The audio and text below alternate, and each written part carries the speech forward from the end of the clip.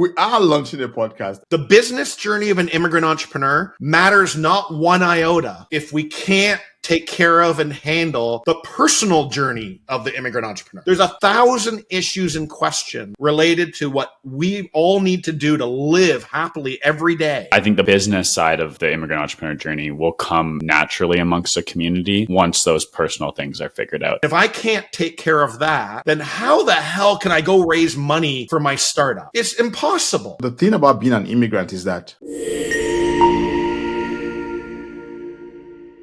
yo, let's do this. So we are launching a podcast. I mean, it took us a while to I remember when me and Hunter were talking about the name, what we're going to call it, but it's called Unfiltered, everyone. Unfiltered by PORCH or Unfiltered with PORCH. But before we even talk about the podcast, I think I want to talk about PORCH itself, because community building is hard. It's really hard. And then for immigrant entrepreneurs themselves, I feel like it is the best thing you can give them, because people come here and you're starting life afresh, and then you decide you want to start a business. I'm like, that's 2 levels of insanity you're already trying to deal with already, So tell me a bit about PORCH. So why did you decide to launch PORCH? I see you all talk about it on LinkedIn, but I want to hear it from the horse's mouth instead of, I feel like text, when you type stuff, it allows you to sanitize it and edit it. So I want to know, For sure. why? I think he just called us horses. Hunter,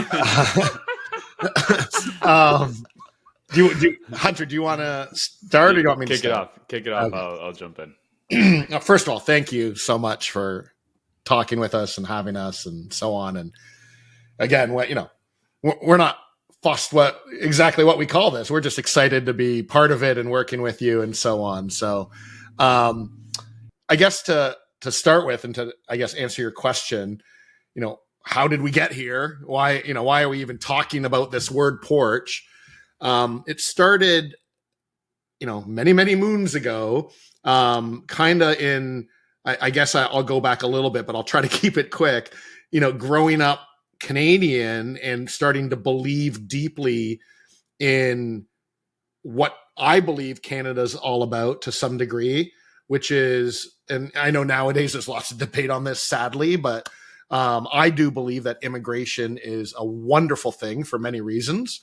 You can get into social reasons, political reasons, economic reasons. I think it's wonderful, right? I also, though, do believe that we in Canada need to be better at it, right? Who we let in, how we let them in, how we help them, how we set them up for success, and hopefully not make them jump through 4,000 million hoops that don't need to be there. It's like, come on in, but let's make your life really, really difficult when you get here, which just doesn't make any sense. So yeah, I grew up with those beliefs, but proud Canadian belief in immigration and so on.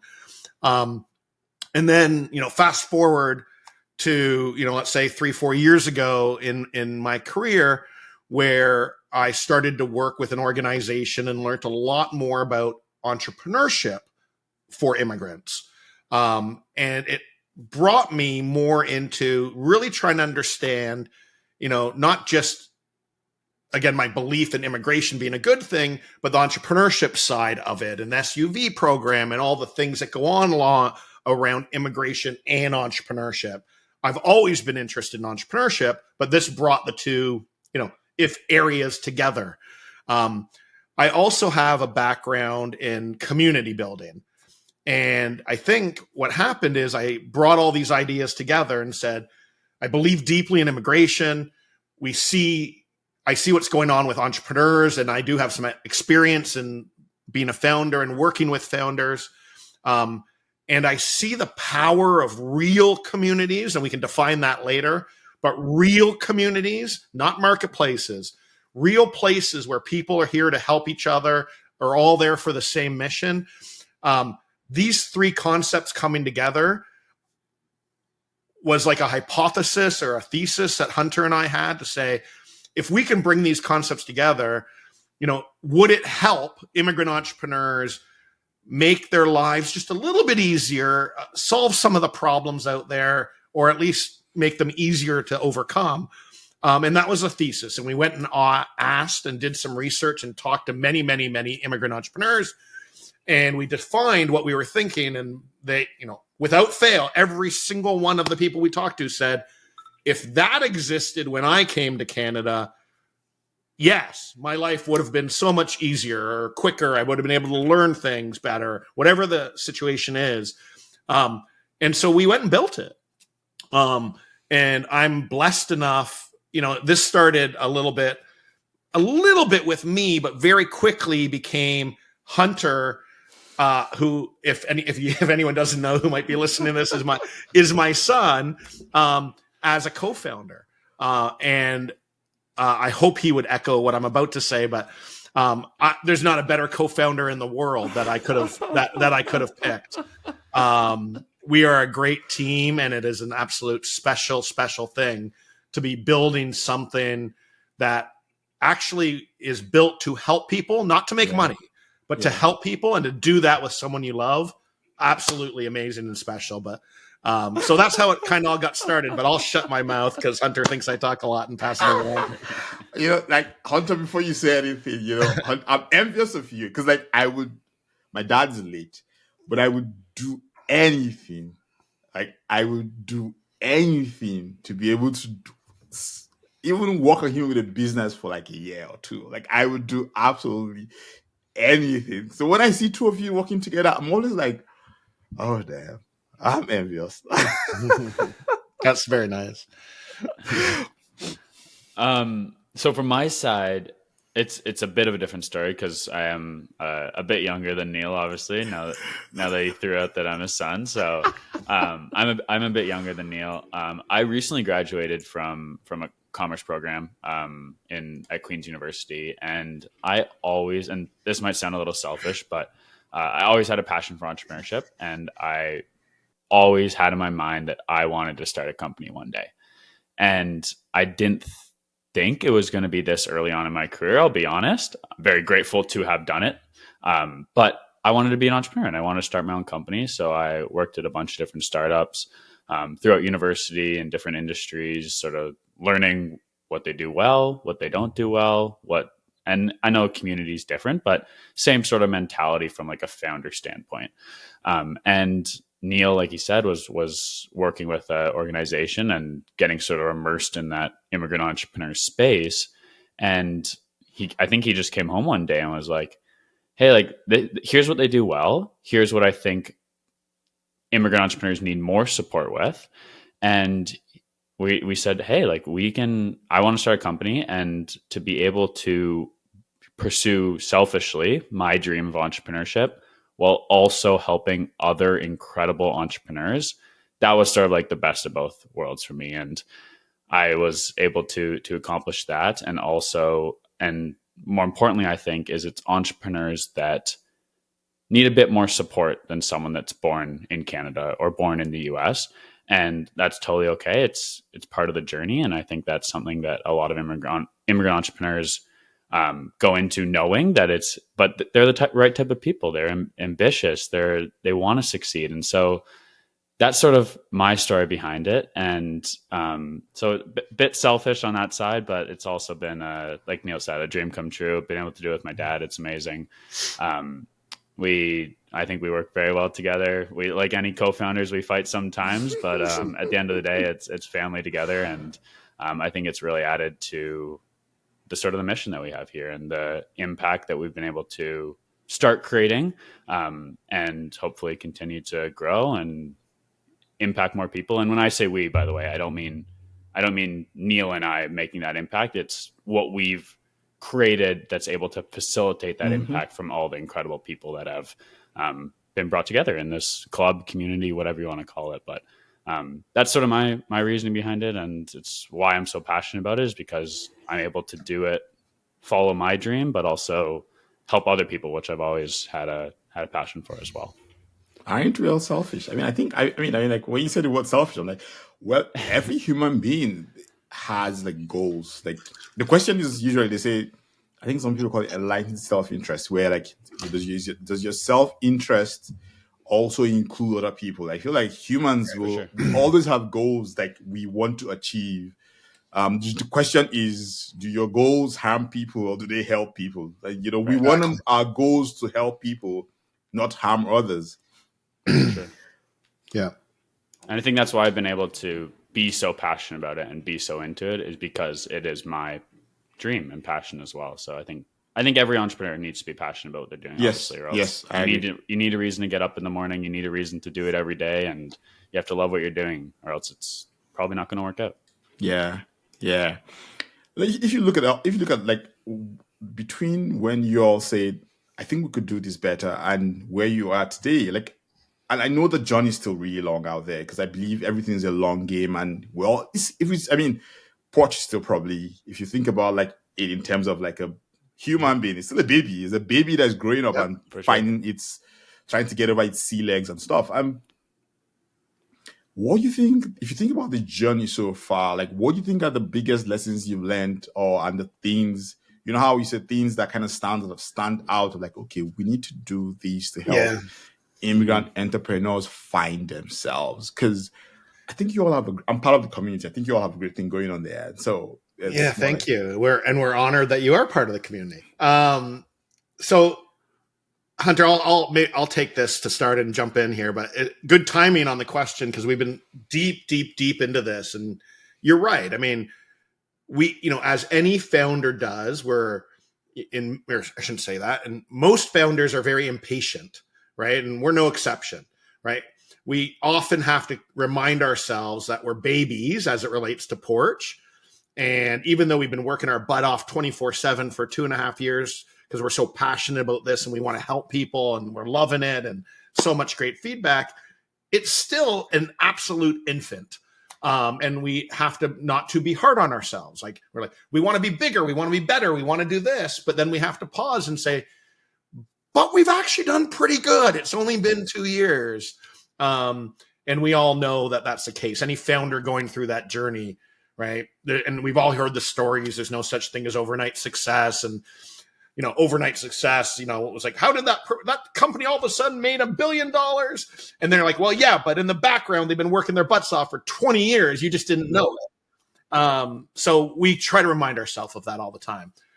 But back to, the point about the learning, I think the biggest learning, and we could do a whole session on just 50,000 things we've all learned during this journey, both personally and business wise. And for me, I'll say one thing personally, and then I'll talk about the business. Personally, I'm 52 years old, and I would have considered myself before starting Porch knowledgeable about the world around me and the people around me and different cultures and religions and ethnicities.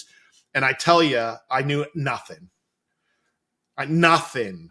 It wasn't until Porch and spending time with the incredible human beings in Porch from 57 or whatever number we're at now, different countries from Nigeria and India and China. And I met someone last night from Turkmenistan. I mean, you name it. I mean, the people that we have met and the uniqueness in a beautiful way, how every culture is different, how everybody is different. It's just absolutely beautiful. And so just personally for me, even if Porch ended tomorrow, which of course we hope it doesn't, but even if it did, the amount we've learned personally of the human race around us is unbelievable. On a business side, the biggest thing that we have just recently done is Porch for 2 years was mostly about the business journey for immigrant entrepreneurs. And that's very, very important. But in many ways, there's lots of people doing that. What I mean is, go look at the world of accelerators and incubators. There's many accelerators that are doing things to support entrepreneurs and immigrant entrepreneurs on their business journey. And that's wonderful. And we were doing a lot of that too, differently, but still some overlap. And we've learned over the past 2 years, and it's kind of come to a head over the past couple months, which we've now publicly coming out and talking about. And I don't want to say the word pivot, it's too strong, but refocusing Porch on the idea that you cannot, the business journey of an immigrant entrepreneur matters not one iota if we can't take care of and handle the personal journey of the immigrant entrepreneur, right? How do you live in Canada? Who do you talk to? Are you alone? Do you have friends? Do you need to talk to someone? How do you open a bank account? Who do you trust? There's lots of bad actors out there. How do I do my damn taxes? I've never done them here. There's 1,000 issues and questions related to what we all need to do to live happily every day. And if I can't take care of that, then how the hell can I go raise money for my startup? It's impossible. It's just impossible. So PORCH is refocusing on what we have learned and been told is the most important thing by far, which is the personal side of the journey for immigrant entrepreneurs. Doesn't mean we're not going to tackle some business stuff, but without a doubt, we're going to talk a lot more about the personal things that people are going through, the challenges they have, the learning they need, so that we can all live happily and hopefully successfully as entrepreneurs or immigrant entrepreneurs. So we're really, really excited about that. And we've been getting a lot of great, like, oh my God, that's the right answer. This is what we should be doing type of feedback. But Hunter, correct everything I said. I probably screwed up. No, that was perfect. That was awesome. We talked about it at our event last night. By the time you're watching this, you'll probably have seen us posted on LinkedIn and everything and share this new focus. So you'll maybe have seen this already. But yeah, exactly what Neil said. And I think the business side of the immigrant entrepreneur journey will come naturally amongst the community once those personal things are figured out. And like we look back at all of our data and all the conversation in our platforms and at events, and we saw that when someone asks a question of like, I'm hiring my first sales rep, like what do I need to know? Or I'm trying to define my ICP. Not every single person is going through that right now. Yes, you'll have some people hop in, like, here's some tips, here's something, which is amazing. But when someone asks a question like, this is just one example, but someone brought up the topic of grocery prices in Canada. And it was what I thought was just like a silly conversation at the time. But after about 2 days, there was about 100 replies to this message in our community, and every single person related to that problem. It wasn't just a couple. It was everyone's going through it. It's a challenge that everyone's facing. And for people to be able to share these challenges that we face on a daily basis, that's where the true genuine relationships are created. And then the business comes a lot more naturally. Supporting each other on the entrepreneur side of things comes a lot more naturally when people can connect on that personal level first.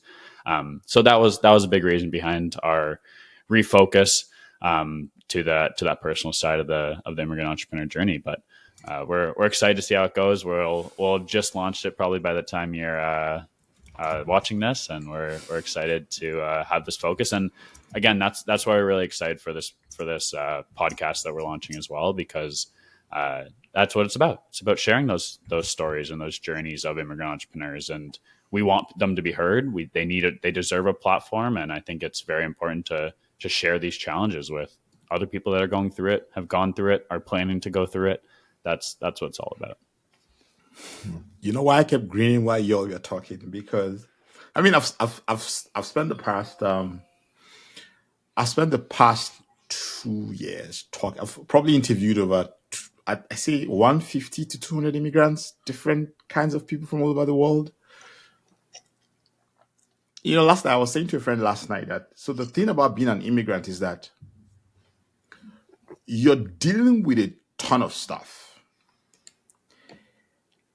When most people talk about the top layer, the top layer is the tactical stuff, which is like, so if you in the world of business, is the same thing. How do I raise money? Mm-hmm. But the truth is that the individual can't even think about how to raise money, because you know what? They don't even know how to step out of their home and find their way to where they want to raise money. It's a very simple example, but at the core of it, like, the immigrant conversation is a psychological conversation. So when people say, why do you do this? I say, I'm just trying to explore what it means to be an immigrant And in doing that, help people understand what immigration is all about.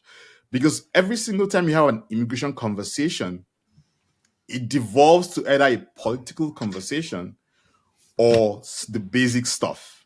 Yeah.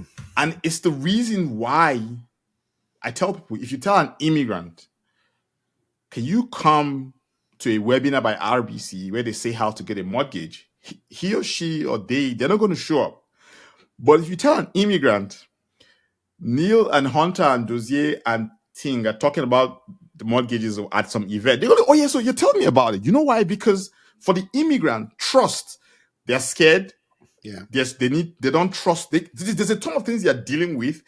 And then they have a checklist of things they need to do. So there's a lot of noise about, okay, I need to settle in, I need to find a home, I need to get a good job, I need to start a business. There's all that noise going on in your head. Then there's, oh, who do I trust to actually say how I really feel about this thing? For sure. Yeah, and they've been sold to their entire journey from all the corporations, all the organizations, every webinar, every session. So they're tired. They're tired of all the selling. Like every single time someone is selling something to you, and with all due respect, I agree, but someone is always selling something and it's tiring.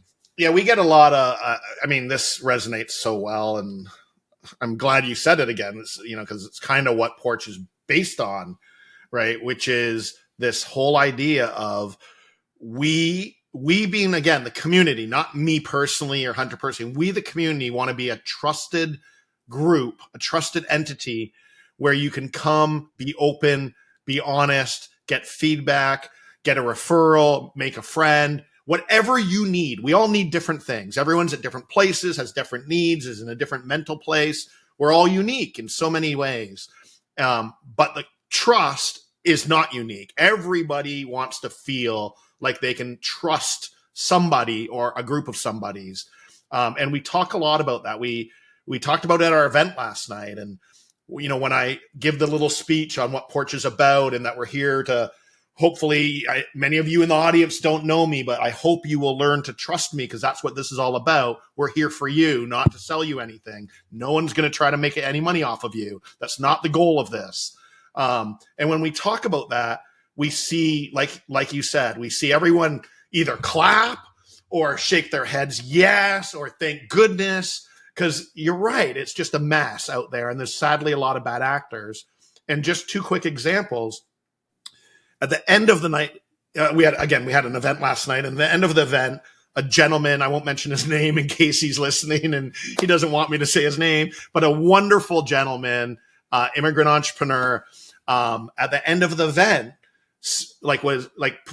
spoke in front of the crowd and said what he learned and what he was impressed about the event. And I literally almost started crying. Like, it was literally about how he didn't expect to come to something like this and get this much kindness and learning and trust from people. And it was really special. It was really special because that's exactly what we're trying to do, is allow people to feel welcomed and trusted, and that they can share openly and no one's there to judge them, or like, we're just there to help one another.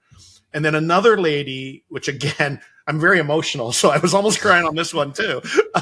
Another lady, a wonderful mother who had her daughter there as well, a lady from Iran, was talking to me and literally asking me, and it was such a moment, because she just met us. But this is the feeling that I felt like they got from PORCH, is they just met us all last night, the whole group, for the first time. And literally an hour and a half later, she and her daughter pulled me aside, and it was so weird for me, but also such an honor, that she said, I want to tell you my story, and I want you to tell me, Neil, if I'm doing everything okay and if I'm right. And I was like, I can't answer that. I mean, I felt it was such an honor to be asked such an important question like that, but yet I felt very awkward, because I didn't know what if I gave the wrong answer? What if I'm not in her shoes. So I tried my best to, ask her more questions about her journey, and do you feel you're doing the right things, and are you happy? And so I think I did okay on the answer, but the point of me telling everyone this is that's what Porch is. It's just the honor of being able to talk to people like that and try our best to help each other. We don't always know the answers, right? It's not, answers aren't always either yes or no or black or white. Sadly, life isn't that easy sometimes, but just being able to talk and get things off your chest and get some feedback. I think my chat with this wonderful woman helped a little bit. I don't think I gave her definitive answers, but I still felt like she was grateful for it and it helped a lot. So very, very special, as you can tell for, the things that we're going through here. Yeah. Yeah. That's why we're doing this. That's why we're starting this podcast. Honestly. Yeah, for you too. Honestly. You do this all the time. Yeah. Yeah, because, the stories matter way more. The stories help to build trust. The stories help build community. The stories help people find their way and know that, you know what, it's okay. I am not the only one going through this. And like I said to people that stories are like flight simulators for the human brain. It's like flights. So literally when someone tells you a story, what you do is you put yourself in the person's shoes and your brain almost kind of replays that something in a way. And it helps you when it's your own turn to solve a similar situation. Because you're right, there are not enough stories out there about what the immigrant entrepreneur goes through and the things they have to deal with and how they navigate those things and find their way. So yeah, I'm excited for this. So we're over the moon. Totally excited for this. I love it. Gosh, everyone, watch it. This is gonna be great. All right. Yeah. So we're rounding up right now. I want to do a this or that with both of you. Let's do it. Let's go. Let me get it out and see. So every single episode, everyone will have a this or that, the entrepreneur edition. And we can go and both of you can answer our stuff. But the first question is work from home or work from an office? Neil's answer is probably going to be different than mine because I've only ever really known home. I mean, I went through university during COVID and started Porch in my last year of school. So I've only ever known home. So I don't even think I can speak to the office setting.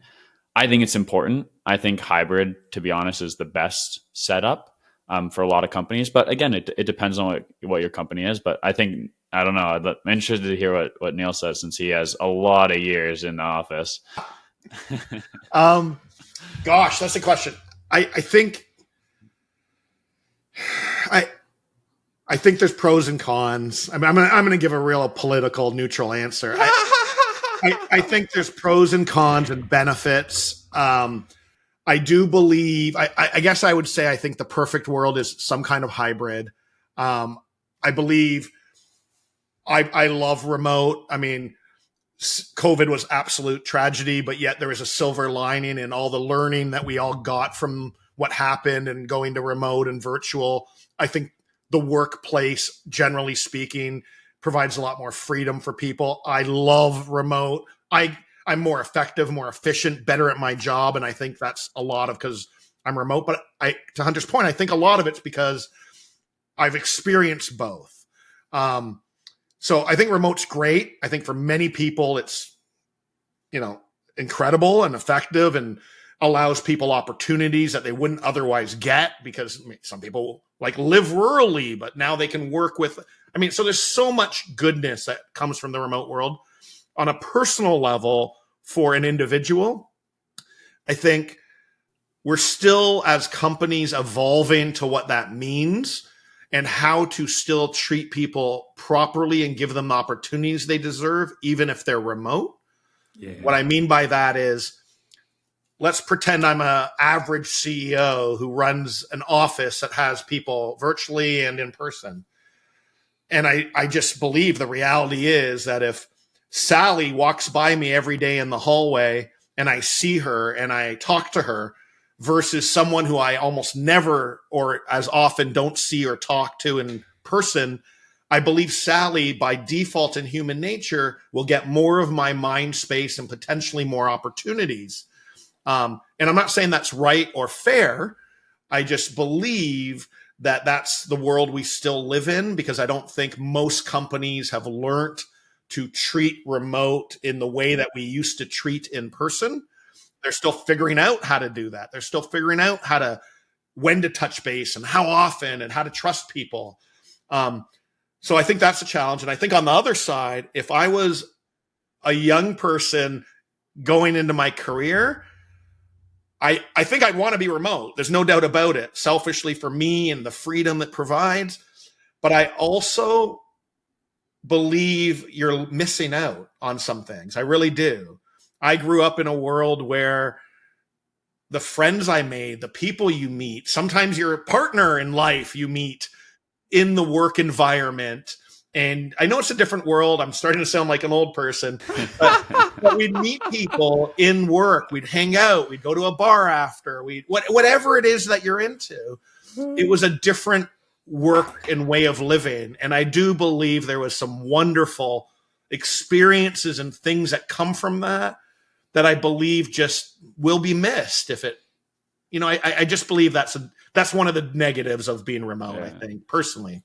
Also, this or that segment is going to be terrible with us because I think it's supposed to be rapid fire questions. I'm sorry. But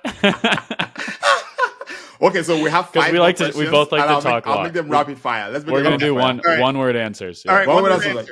I'm sorry. Networking events or online forums. That's an interesting one. Networking events, for sure. Properly run networking events. Properly run networking events that are activity-based. Yeah. Oh, that's interesting. We're going to explore that someday. Okay. Yeah, ebooks or paper books? Sorry? Ebooks or paper books? Like ebooks or paper books? Go ahead, Hunter. If I actually want to be into it and read it, it has to be a paper book.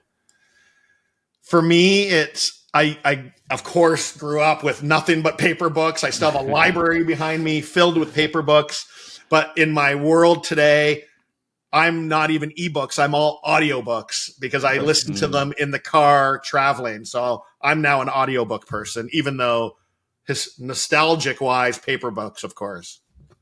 So that means if I asked you podcast or reading, what would you now say? I like podcast. Yeah, podcast or what? Video, did you say? Or reading a book. Oh, I think I'd say podcasts. I don't read a lot of business type of books anymore, but I do listen to podcasts.